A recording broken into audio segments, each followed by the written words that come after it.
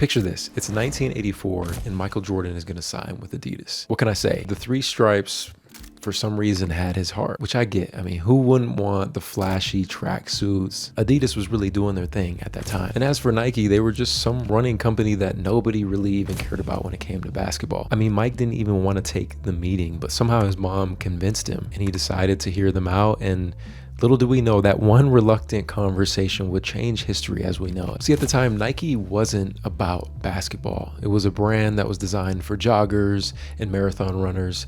And Converse is who really dominated the basketball market. I mean, they had Magic and Bird. That alone just had them having the game on lock. But somehow Nike had this wild idea to bet everything on this rookie who literally didn't even want to be there. Fast forward 1 year into that and they created a shoe launch that would literally change sports history. They sparked a sneaker band that wasn't even actually a sneaker band. They created a blueprint, a formula that sneaker releases still have to this day. Drop a W in the comments for me if you're digging this series. Now let's dive into the birth of a legend and the design and development of the Air Jordan 1. So if you didn't know, the person who designed the Jordan 1 was Peter Moore. And I want to say he probably had one of the most difficult jobs. How do you design a sneaker for someone who basically thinks the brand is trash? Mike hated how thick the soles were. He really wanted to feel closer to the court. And if we're being honest, he really just wanted the whole thing to be over with so he could sign with Adidas. But it was hard because Nike was offering something that no other brand would. $500,000 a year and stock options. I mean, who's not going to take that? Adidas didn't really offer him anything.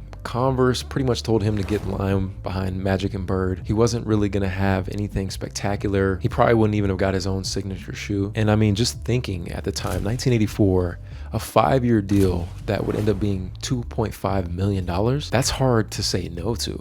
I mean, I don't even know what $2.5 million would be back in 1984, or really by the time he got paid out, 1990. Peter Moore, went to work and he ended up creating something revolutionary. He ended up using premium leather. He moved the air unit for Jordan and he made a bold choice of picking the colors black and red because at that time, every sneaker was white, every single one. This shoe was going to be loud, it was going to be aggressive, and it was going to be completely different. Now, obviously, Jordan still wasn't even sold until he actually saw the shoe, the Wings logo, the premium feel, how they felt on court. And then suddenly this partnership started to make sense. I mean, really think about it. Imagine a world where Michael Jordan signed with Adidas. How do you think sneaker history would change? Let me know. I think this was one of the most wild facts that I learned, and it's that the Jordan 1 actually wasn't banned. The shoe that so-called got Michael Jordan in trouble was actually the Nike Airship, which was pretty much a placement for the Jordan 1 as they were developing it. Now, in terms of us actually seeing the Nike Airship, I believe it did retro in like 2020, and you can see that they're very, very similar. So what actually happened was during a preseason, Jordan was wearing those Nike Airships, obviously in that black and red colorway, and the NBA ended up sending a letter stating that these shoes violated their uniform policy because they had too much black and not enough white, which is standard in the NBA. That kind of stuff happened all the time. But somehow Nike's marketing team just saw pure gold when it came to this. They had this letter from the NBA. Mike was still wearing the shoes and they just said, you know what, we'll pay for it. $5,000 a game, no biggie. So they ended up doing something that changed marketing forever. This is where we really got to give Nike props, man. They did their thing, creating literally the most genius marketing commercial ever. On September 15th, they created a brand new revolutionary shoe. On October 18th, the NBA completely threw them out. Jordan was no longer able to wear them. But fortunately for me and you, the NBA can't stop us from wearing these shoes. And therefore, the banned campaign was born. They turned this boring uniform violation into a rebellion. They twisted it and made it seem like Michael Jordan had this unfair advantage wearing these shoes, and the NBA was terrified of him. The message was extremely clear.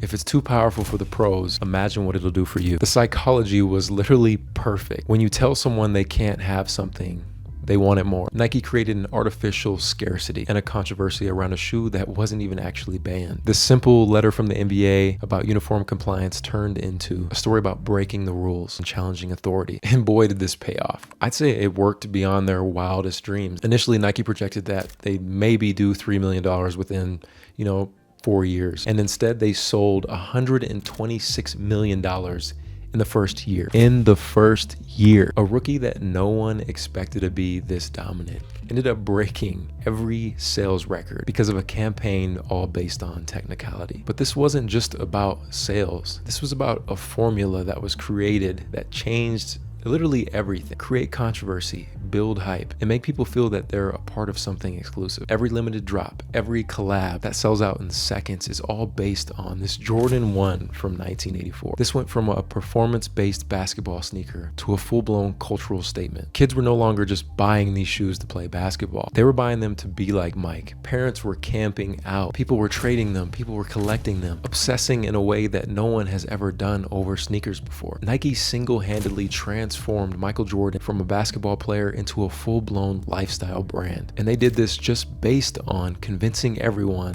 that they were too dangerous for the NBA. The rebellion narrative stuck so hard that people still even today believe that the Jordan 1 was banned. And that right there is the power of great storytelling. It becomes more real than reality. That campaign alone didn't just blow up Nike's basketball division. It created an entire modern sneaker industry. The hype culture, the resale market, the idea that sneakers could now be investment pieces. It all traces back to one lie about a ban that never happened. You guys know I've been collecting sneakers for a long time. And it's really crazy to think that everything that happens in sneaker culture today all stems from that one moment. Think about it. When a Travis Scott sells out within 30 seconds, that's all because of the Jordan 1. When Off-White dropped their deconstructed sneakers, still rolling with that controversy creates a desire formula. When brands do shock drops with no warning, or when we see these limited quantities, it's all set up just to make us, the sneakerheads, go crazy. Even the resale market, people weren't flipping sneakers before. Then we had the explosion of all these different platforms where you could resell shoes, and now kids and people could look at these like assets. Look at them like the stock market. Sneakers became investments, status symbols, and cultural artifacts all in one. But here's what really gets me. Nike took a basketball shoe and literally turned it into the foundation of streetwear. Before the Jordan 1, NBA players were wearing suits off the court, unless you were a part of Showtime, right? Meanwhile, Jordan was out here wearing his own shoes and jeans, making it cool to dress down and look fly. That casual luxury vibe that everyone loves today, all thanks to the Jordan 1. Collaborations, all these designers you see today, they're all simply just following the Jordan 1 model, making shoes feel premium, making them feel exclusive. Now you have these brands like Balenciaga having people camp out and pay $1,200 for shoes. The storytelling aspect is literally everything. Every brand needs its own narrative, some type of backstory that